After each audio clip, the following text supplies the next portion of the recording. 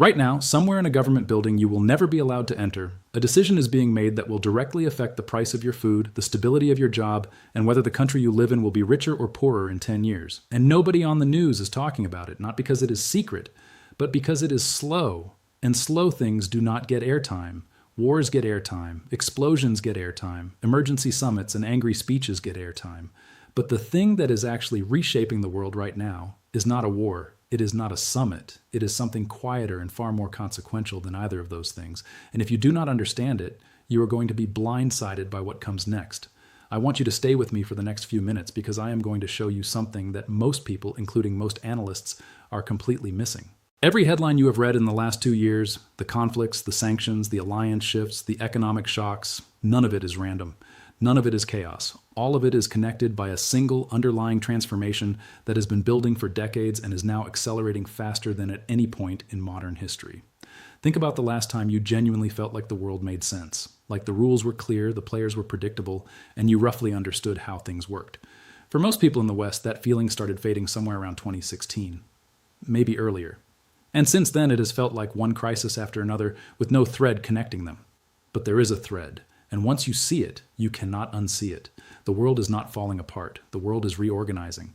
And the difference between those two things is everything. Here's where I need to ask you something honest.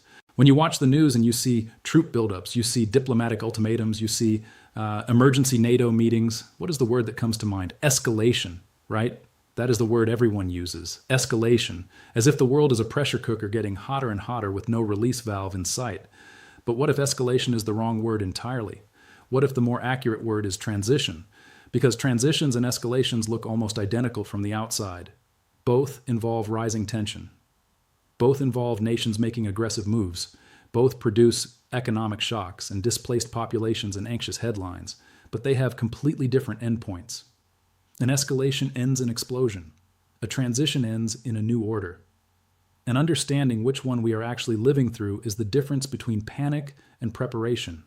I am going to argue today, with evidence, that what we are watching is a transition, the largest structural reorganization of global power since 1945.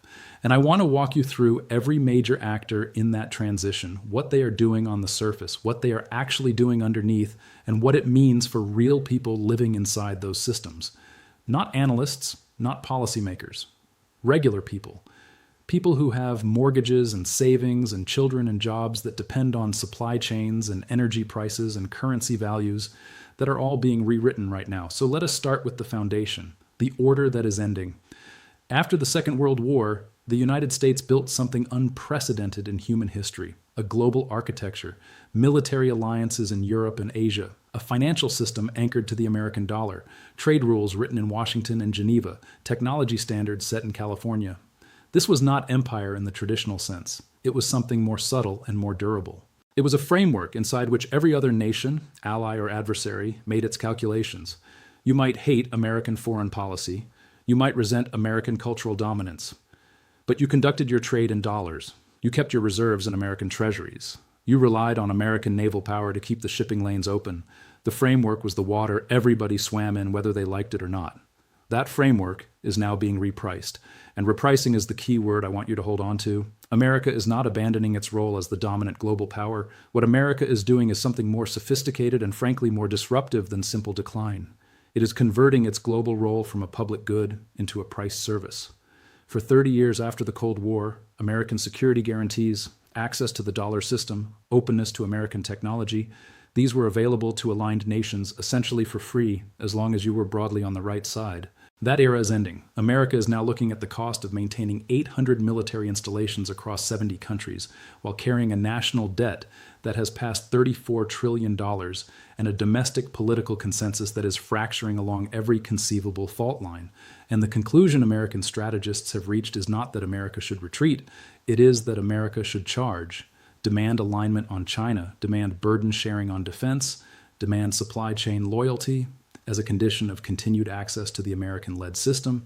That shift from unconditional to conditional is the most disruptive thing happening in international relations right now, because every other actor on the world stage built their strategy on the assumption that American primacy was unconditional. And now the terms have changed, and they are all scrambling to adjust. China is the actor most people focus on. And they are right to focus on it, but for the wrong reasons. Most coverage of China treats it as a patient, confident, long-horizon power methodically executing a master plan. And there is truth in that picture. But there is something underneath that picture that changes everything about how you should interpret Chinese behavior right now. China is ascending with a clock ticking, a demographic clock, a financial clock, a strategic window that is narrowing. China's working age population already peaked. It peaked in 2011. The workforce that built the Chinese economic miracle is aging out of the labor market faster than any replacement generation can fill it. United Nations projections show China having more people over 65 by 2050 than the entire current population of the United States. And before you think that is a distant problem, the effects are already showing in slowing productivity growth. In a property sector, which represents somewhere between a quarter and a third of the entire Chinese economy, that has suffered a contraction of historic proportions. When the property market cracked, it did not just cost construction workers their jobs. It destroyed the retirement savings of tens of millions of Chinese families who had placed their wealth in real estate because there were no better options. This is not abstract. This is the financial security of a generation gone. So China is not the patient colossus that the headlines suggest. China is a rapidly powerful nation that knows its window for locking in strategic gains is closing. Control over critical supply chains, a sphere of influence in the Western Pacific, secure energy corridors through Central Asia. These are not objectives China can pursue leisurely over the next 50 years. These are objectives China needs to secure while it still has the demographic and economic momentum to do so. That urgency explains the aggression, the assertiveness in the South China Sea, the pressure on Taiwan, the Belt and Road ambitions. These are not the moves of a confident rising power with all the time in the world. They are the moves of a nation racing a clock it cannot stop. And a powerful actor driven by urgency and fear is the most unpredictable and dangerous configuration in all of international relations. Russia is a different kind of actor entirely. And to understand Russia correctly, you have to let go of a framing error that almost everyone in Western media makes. The question most analysts ask about Russia is Russia winning? And the honest answer to that question, as of right now, is complicated. But here's the thing. That is not actually the right question to ask about Russia, because Russia is not playing to win in the traditional sense. Russia is playing a different game. I want to give this game a name because naming it makes it easier to recognize. Russia is operating as what I would call an absent profiteer, an actor that does not need to achieve victory in any particular conflict to benefit from the fact that the conflict exists. Every point of instability in global energy markets raises the price of the oil and gas that Russia continues to sell to India and China through routes that Western sanctions cannot fully block. Every political fracture within NATO, every American election that raises questions about the alliance, every European government that falls under pressure from energy costs and inflation, these things cost Russia nothing. They weaken the system Russia needs to weaken. Russia does not need Europe to collapse. It just needs Europe to be more expensive, more divided, and less certain of American backing than it was before. And on all three of those metrics, the strategy is working. That is not to celebrate it. It is to understand it clearly. Because if you misread Russia as a nation trying to win a conventional military victory and failing, you miss what it is actually doing and you misjudge how to respond to it. Now let us talk about Europe, because Europe is the actor in this transition whose situation should concern ordinary people most directly. And I say that not to be dramatic. I say it because Europe entered this period of structural transformation, having built its entire post-war prosperity on three assumptions that turned out to be simultaneously catastrophically wrong. It assumed Russian gas would be cheap and reliable forever. It assumed American military protection would be unconditional forever. And it assumed that deep trade integration with China could be commercially separated from the geopolitical competition with China. All three of those assumptions collapsed within 5 years of each other. The energy shock alone has been staggering in ways that most people outside Europe do not fully appreciate. German industrial output, the engine that drives European prosperity, declined sharply as energy prices rose. Major chemical and manufacturing firms, companies that had operated in Germany for generations, began relocating production capacity outside Europe for the first time in their history. That is not a bad quarter. That is a structural shift. For ordinary European families, this transition is arriving not as a single dramatic event, but as a slow, grinding pressure. Energy bills that keep rising, industrial jobs that quietly disappear, a defense spending debate that is asking people who were promised a peace dividend to fund a rearmament instead. And into that pressure, political parties are rising across the continent that are explicitly questioning the assumptions the post-war European order was built on. That is not a fringe phenomenon anymore. It is mainstream politics in country after country. And now, for the part of this story that almost nobody in mainstream coverage is paying attention to, the 5 billion people who live outside the traditional great powers, the global south. For decades, the analytical framework for these nations was simple. They were developing. They were dependent. They were caught between American institutions and Soviet alternatives, and later American institutions and Chinese alternatives. They were the object of great power competition, not subjects of their own strategic agency. That framework is now dangerously outdated. What is actually happening across India, Brazil, Indonesia, Saudi Arabia, Turkey, and dozens of other nations is the emergence of a genuinely new strategic posture. I want to call it sovereign hedging. The deliberate, calculated refusal to fully commit to either bloc while extracting maximum value from both. India is the clearest example of how this works in practice. India purchases Russian oil at deeply discounted prices made possible by Western sanctions. It refines that oil and sells the products into European markets that cannot buy directly from Russia. India participates in American-led security frameworks in the Indo-Pacific while maintaining a formal doctrine of strategic autonomy that explicitly rejects any binding alliance obligation. India abstained on key United Nations votes related to the war in Ukraine. India is not sitting on the fence out of confusion or weakness. India is extracting strategic rents from both sides of a competition. It is too smart to fully join.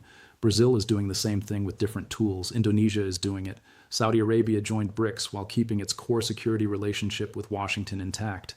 These nations are not ideologically neutral. They are strategically promiscuous by design. And for the billions of people living in these nations, sovereign hedging is not an abstraction. It is the mechanism by which their governments are trying to simultaneously secure development financing, energy access, trade relationships, and strategic protection from multiple competing sources without becoming fully dependent on any single one of them. But here's the tension that nobody has resolved yet.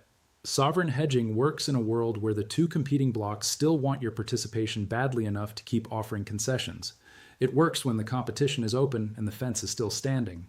As the two blocs harden, as the pressure to choose increases, as the costs of ambiguity rise on both sides, the window for sovereign hedging narrows.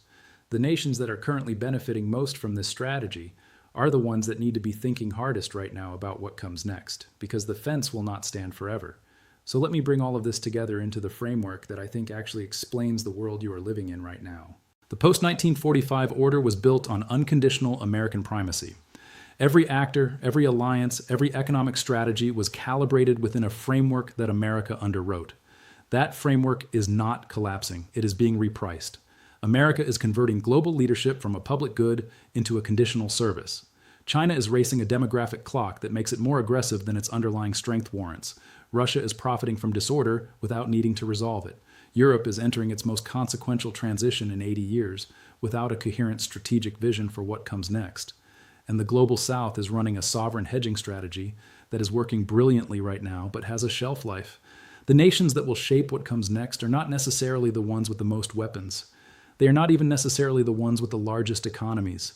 They are the nations with real resources the new order needs: energy, food security, critical minerals, strategic geography, manufacturing capacity, and the institutional stability to leverage those assets across multiple competing relationships simultaneously. A world where old supply chain certainties are gone is a world where whoever controls the things both superpowers need becomes disproportionately powerful. Indonesia sits on some of the world's most critical nickel deposits. Several African nations sit on mineral wealth that the global energy transition cannot proceed without. Brazil controls agricultural output that a food-insecure world cannot do without. India has scale, geographic position, and a young workforce that every major power is trying to court. These actors are not bystanders in this transition. They are, quietly and without much fanfare, its primary beneficiaries. So the next time you watch a news segment about a military buildup or a diplomatic breakdown or an emergency summit, I want you to hold on to one question. Who benefits from this moment of apparent instability? Not who is winning the battle you can see on the screen. Who is benefiting from the fact that the battle exists at all? Because the nations that are asking that question clearly and answering it honestly are the ones building the world that comes after this one. And the nations that are still waiting for the old world to come back are going to wake up one day and realize it already left without them.